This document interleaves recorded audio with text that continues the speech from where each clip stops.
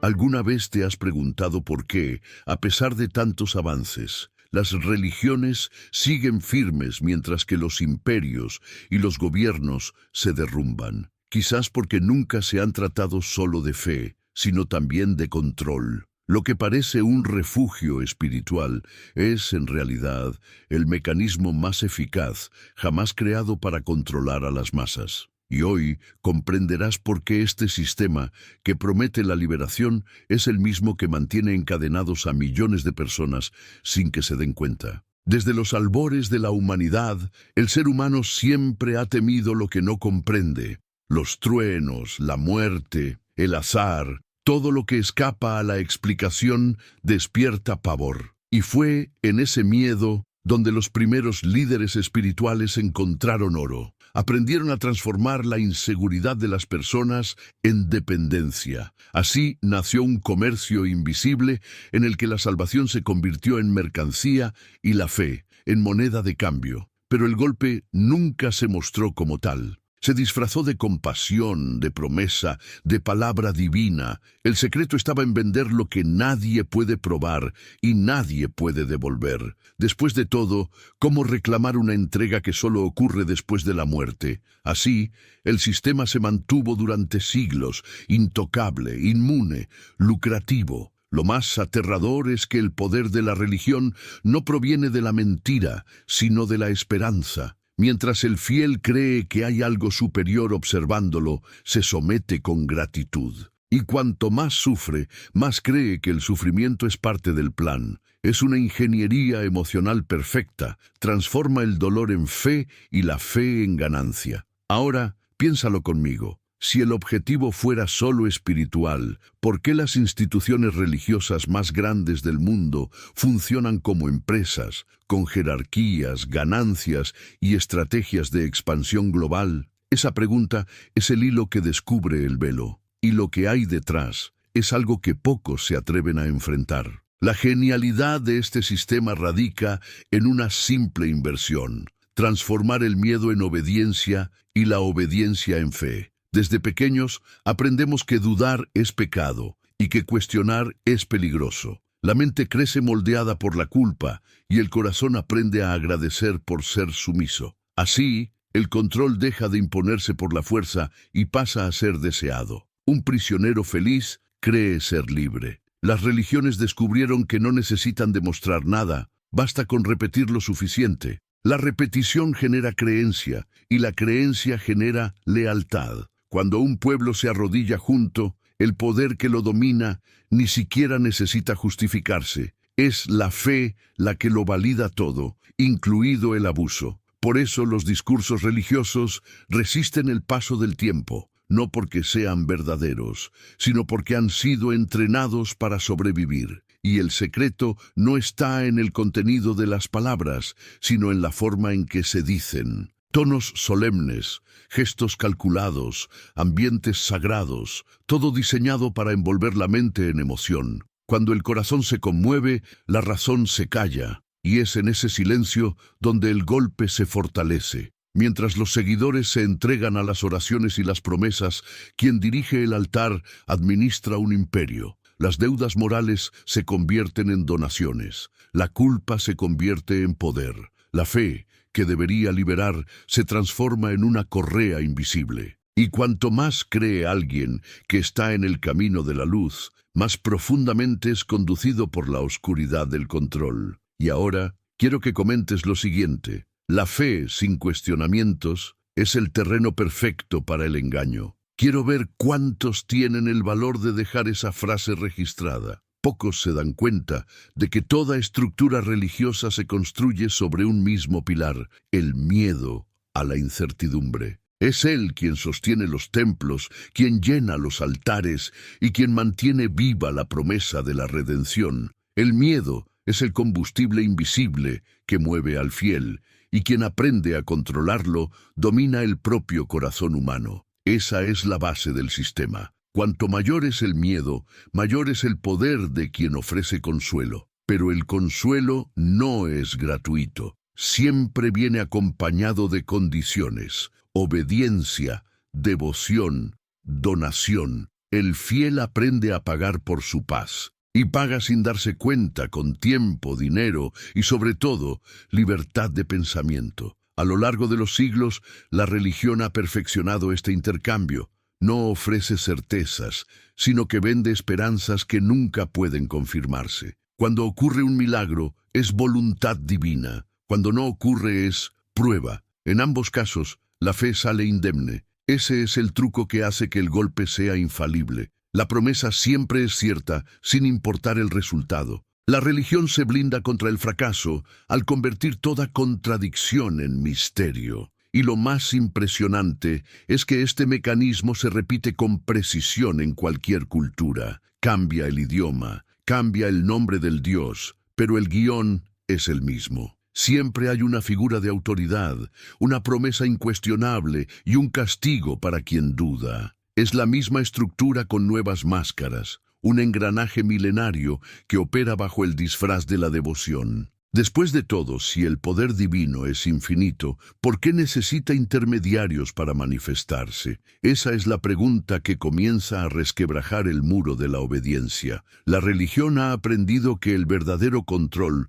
no es el que aprisiona el cuerpo, sino el que silencia la mente. Desde temprana edad se enseña al niño a temer el pensamiento que desafía el dogma. Crece creyendo que pensar por sí mismo es peligroso, que la duda es pecado y que la sumisión es virtud. Así, el miedo al castigo espiritual se convierte en autocensura. La prisión deja de tener rejas y pasa a existir dentro de la conciencia. Cuando un sistema alcanza ese nivel de dominio, ya no necesita coacción. Las propias víctimas se convierten en defensoras del golpe. Creen que proteger la religión es proteger la verdad. Y lo más perverso es que lo hacen con sinceridad. El manipulador ya no necesita actuar. Los fieles lo hacen por él, repitiendo frases, doctrinas y creencias como quien respira. Los líderes lo saben. Detrás de los discursos de humildad y servicio existe una estructura de poder perfectamente planificada. Son empresas con estrategias, objetivos y beneficios, solo que, en lugar de productos, venden redención. El altar es el mostrador, la fe, el marketing, y mientras la gente busca lo divino, el dinero y el poder siguen ascendiendo hacia un destino mucho más terrenal. Este teatro espiritual se mantiene con maestría. Luces, música, palabras cuidadosamente elegidas, todo construido para generar emoción. Y cuando la emoción se apodera de uno, el razonamiento se apaga. Lo que debería ser una experiencia de autoconocimiento se convierte en una sesión de condicionamiento psicológico. Así es como el sistema mantiene al público de rodillas y la caja llena. Pero ¿qué pasaría si, de repente, las personas se dieran cuenta de que el poder que buscan siempre ha estado dentro de ellas? Esta duda, pequeña pero explosiva, es el primer paso para romper el hechizo. Toda religión se sustenta en una promesa, la de que el sufrimiento tiene un propósito. Esta idea, aparentemente inofensiva, es la base que hace que cualquier sistema espiritual sea indestructible. Cuando se idealiza el dolor, el control se disfraza de virtud. El fiel no solo acepta su propia miseria, sino que llega a verla como parte de un plan superior. Es el tipo de trampa que transforma la sumisión en mérito y la resignación en santidad. Y esta lógica se refuerza cada día. Al fiel se le enseña a sentirse agradecido incluso por la desgracia. Si pierde algo, es porque Dios así lo quiso. Si sufre, es una prueba de fe. De esta manera el sistema nunca tiene que justificarse. Basta con culpar al propio devoto por no haber creído lo suficiente. La religión crea el problema y ofrece la solución. Alimenta la herida y vende el remedio. Los templos, con su grandiosidad, no son solo símbolos de fe. Son monumentos de poder. Cada detalle, la música, la iluminación, el discurso, ha sido diseñado para provocar emoción y sumisión. El fiel cree estar en un espacio sagrado, cuando en realidad se encuentra ante una arquitectura de persuasión. Y cuanto más impresionado se siente, más vulnerable se vuelve. La manipulación es tan refinada que parece genuina. La emoción que siente el fiel es real, pero ha sido inducida. Es el mismo principio que se utiliza en cualquier espectáculo: crear catarsis, provocar llanto, escalofríos y esperanza. La diferencia es que aquí la entrada cuesta devoción. La religión ha comprendido que no necesita vender productos, basta con vender pertenencia. Y cuando pertenecer se convierte en sinónimo de salvación, salir del grupo parece lo mismo que traicionar al alma propia. Así es como el control espiritual se convierte en emocional y el emocional en financiero. Pero el verdadero poder de la religión no está solo en el dinero. Está en la influencia invisible que ejerce sobre todo lo que creemos que es moral. Las leyes, las costumbres, la forma de amar, de vivir e incluso de morir. Todo está moldeado por siglos de adoctrinamiento que se han infiltrado en los cimientos de la sociedad. El golpe es tan profundo que muchos lo defienden creyendo que están defendiendo la propia moralidad.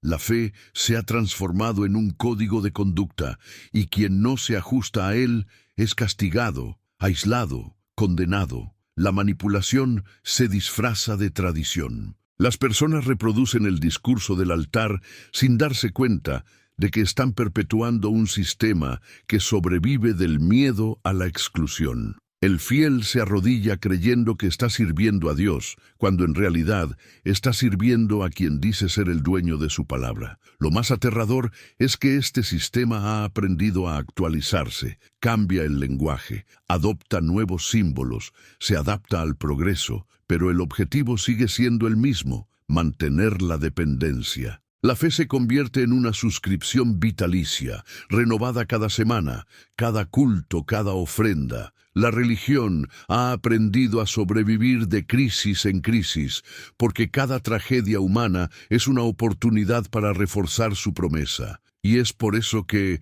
incluso en los tiempos modernos, el discurso sigue funcionando. Toca lo más frágil del ser humano: el deseo de tener respuestas. Mientras haya incertidumbre, habrá espacio para que alguien las venda. La religión prospera en la duda, porque la duda es el terreno fértil donde crece la esperanza y donde florece el lucro. Pero hay algo que este sistema nunca pudo prever: el momento en que el miedo pierde su valor. Y cuando el miedo deja de tener valor, todo el imperio que se erigió sobre él comienza a derrumbarse. A lo largo de los siglos, la religión ha dominado un arte que pocos perciben: el de transformar el control en devoción. El fiel cree estar rindiéndose a lo divino, pero en realidad se está entregando a un sistema que entiende perfectamente la mente humana. Cada ritual, cada gesto, cada oración ha sido moldeado para condicionar el comportamiento. La fe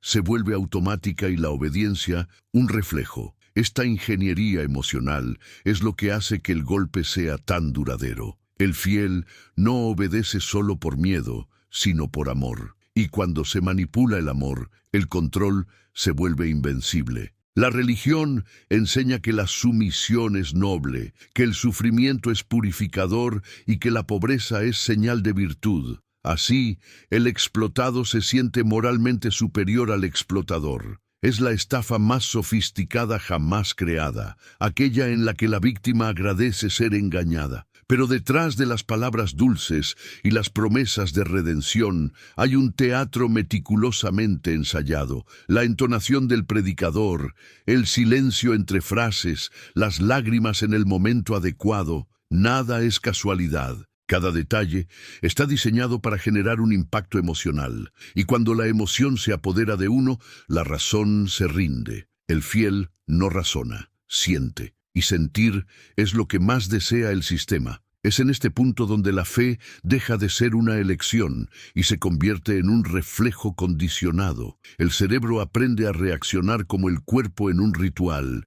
Se arrodilla, repite, obedece. El golpe entonces ya no necesita ser impuesto, se perpetúa por sí solo, dentro de la mente de quien cree estar libre. Y cuando cuestionar parece peligroso, la verdad se convierte en el enemigo más temido. Toda estructura de poder necesita un escudo. En el caso de la religión, el escudo es el propio concepto de fe. se convierte en una barrera infranqueable contra cualquier crítica. Si algo sale mal, es un misterio divino. Si sale bien, es un milagro. En ambos casos, el sistema sale fortalecido. Es el único tipo de negocio en el que el fracaso también genera beneficios. Y esta protección no es casual, es una estrategia milenaria. Al convertir lo invisible en la base de todo, la religión se libera de cualquier obligación de demostrar lo que promete. La fe es la cláusula que impide el reembolso. Nadie puede exigir resultados de un contrato que, según, solo se cumplirá después de la muerte. Es el acuerdo más ventajoso que jamás haya existido para quien lo creó. Claro está. Pero el verdadero golpe no está solo en vender lo intangible, está en convencer al fiel de que necesita ser salvado de su propio cuestionamiento. Así, todo intento de pensar se convierte en pecado, y toda duda en una amenaza. La mente es domesticada incluso antes de darse cuenta de que podría resistirse. La obediencia se enseña como sinónimo de virtud y la curiosidad como señal de debilidad espiritual. Es por eso que tantos permanecen dentro del sistema, incluso cuando perciben las contradicciones. Es más fácil seguir creyendo que afrontar el peso de admitir que se ha sido engañado. La religión lo entiende y por eso nunca teme a la lógica, solo al autoconocimiento. Pero hay algo que ninguna doctrina ha logrado eliminar: la voz interna que pregunta ¿por qué? Y es esa pregunta pequeña y persistente la que tiene el poder de derribar todo el altar. La fuerza del sistema religioso reside en su capacidad de adaptación. Cambia de forma para no perder nunca el poder. Cuando la ciencia avanza, cambia el discurso. Cuando la sociedad evoluciona, reinterpreta sus textos. Nada se destruye, solo se remodela. Y así, las mismas ideas que antes justificaban las guerras, ahora se venden como mensajes de amor. El producto es el mismo, solo ha cambiado el envoltorio. Esa flexibilidad es lo que hace que la religión resista el paso del tiempo. No necesita ser verdadera, solo útil. Y mientras el ser humano necesite sentido, el sistema tendrá clientes. Es un ciclo que se autoalimenta. El fiel busca consuelo, encuentra una promesa, dona, espera, y cuando no ve resultados, se culpa a sí mismo y vuelve a empezar. La religión vende esperanza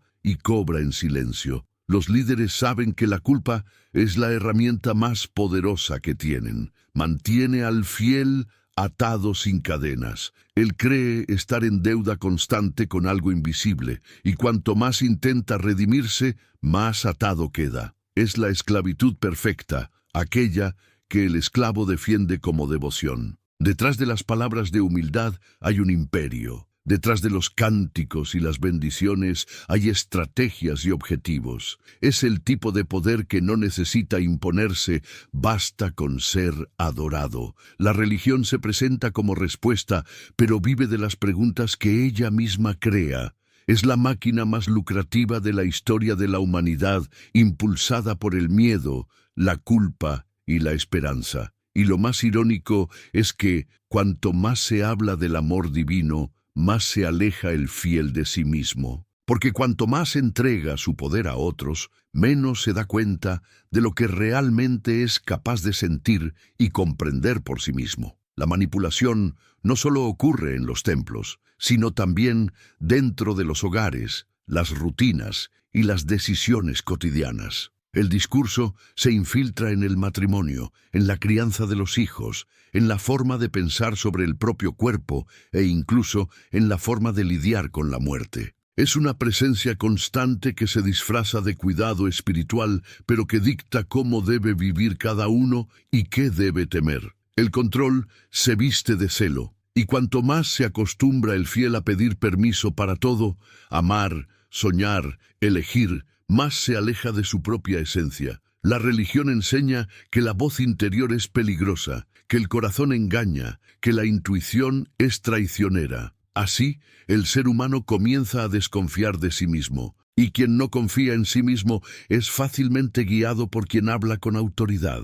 Lo más curioso es cómo ha evolucionado tecnológicamente el sistema. El púlpito se ha convertido en pantalla, el sermón en vídeo, el templo en enlace. Las promesas siguen siendo las mismas, pero ahora llegan más rápido. La fe se ha modernizado, pero el control sigue siendo el mismo. El discurso se viste de positividad y energía, pero el objetivo es el mismo: mantener la dependencia y garantizar la recaudación. E incluso con toda esta modernidad, el vacío que alimenta la fe sigue siendo el mismo. La diferencia es que ahora se explota con mayor precisión. La religión ha aprendido a utilizar algoritmos para predecir cuándo alguien es vulnerable, y cuando lo encuentra, ofrece respuestas que cuestan caro, ya sea en dinero o en obediencia. Si has llegado hasta aquí, es porque buscas comprender, no solo creer. Entonces, antes de continuar, deja un me gusta, suscríbete y activa la campana, porque esta reflexión es el tipo de verdad que pocos se atreven a contar, pero que necesita ser escuchada. Detrás de cada discurso religioso hay una ingeniería emocional precisa. Nada allí es improvisado. Las pausas, el tono de voz, la iluminación, la música, todo está construido para producir un efecto. El predicador no solo habla, sino que actúa. Es un espectáculo completo, y el público, tomado por la emoción, confunde la manipulación con la espiritualidad. En ese instante, el golpe se completa, el engaño se siente como verdad. Los testimonios son la parte más poderosa de este teatro. Las historias de curación, milagro y transformación se cuentan con lágrimas y suspense. El público se emociona, cree, y el sistema gana legitimidad. Pero lo que nadie ve son los casos que no funcionaron, las promesas que fallaron, los que quedaron en silencio. Así se mantiene la ilusión de eficacia, un truco de edición emocional. La religión es el único negocio del mundo en el que el fracaso no genera desconfianza. Cuando algo no sucede, la culpa es del cliente. No tuvo suficiente fe, no rezó lo suficiente, no dio lo suficiente. La institución nunca se equivoca porque ha aprendido a invertir la responsabilidad. Y esa inversión es lo que garantiza la supervivencia del sistema. Incluso las buenas intenciones terminan sirviendo al mecanismo. Muchos líderes realmente creen en lo que predican, pero creer no los exime de ser parte del engranaje. La fe genuina de unos es el combustible de las ganancias de otros. El sistema es tan inteligente que incluso utiliza la sinceridad como herramienta, y ahí está la ironía más cruel. El golpe no necesita villanos conscientes, solo personas dispuestas a no pensar. La historia demuestra que cuando la fe y el poder se unen, el resultado es devastador. Guerras, persecuciones, esclavitud, todo justificado en nombre de Dios. La religión, que predica el amor, se ha utilizado para legitimar algunos de los peores actos de la humanidad. Y lo más impresionante es que incluso con la sangre del pasado aún fresca en la memoria, el sistema sigue siendo visto como un símbolo de moralidad. Esta impunidad histórica es parte esencial del golpe. Se reinventa con arrepentimientos públicos y discursos de perdón, pero el comportamiento se repite. La violencia cambia de forma, sale del ámbito físico y pasa al psicológico. Ahora, en lugar de hogueras, el castigo es el aislamiento social. Quien cuestiona es excluido, quien piensa diferente es etiquetado, y el encarcelamiento de la mente es más eficaz que cualquier celda de piedra. El miedo al rechazo mantiene a millones en silencio. Nadie quiere ser el blasfemo, el desviado, el sin fe. Así que la gente sigue la corriente, finge creer, y el sistema sigue respirando. Es un círculo perfecto, en el que incluso el miedo a perder amigos sirve para mantener el altar en pie. La religión ya no necesita la espada, utiliza la necesidad humana de pertenecer,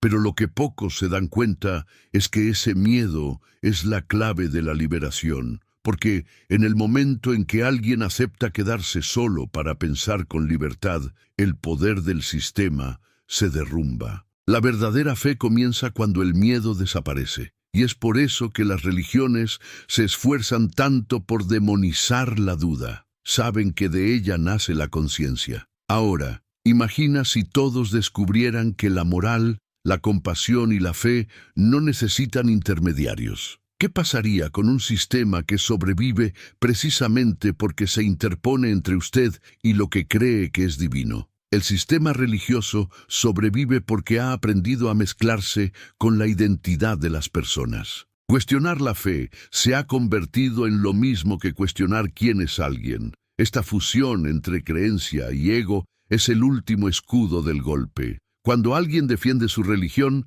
cree que se está defendiendo a sí mismo. Y es por eso que el sistema es tan resistente. Atacar la estructura parece un ataque al alma misma. Esta simbiosis se ha construido con paciencia. Se ha enseñado a generaciones a repetir, obedecer y estar orgullosas de ello. La tradición ha sustituido al pensamiento. E incluso aquellos que dicen no creer, siguen llevando fragmentos de ese mismo condicionamiento en sus expresiones, costumbres e incluso en su forma de lidiar con lo desconocido. Es el control más eficaz de todos, el que se vuelve invisible. Pero hay algo que ninguna doctrina ha logrado eliminar: la conciencia individual, la voz silenciosa que en algún momento pregunta ¿por qué? Esa pequeña duda es el virus que corrompe todo el sistema. Porque la verdad, a diferencia de la fe ciega, no necesita defensores,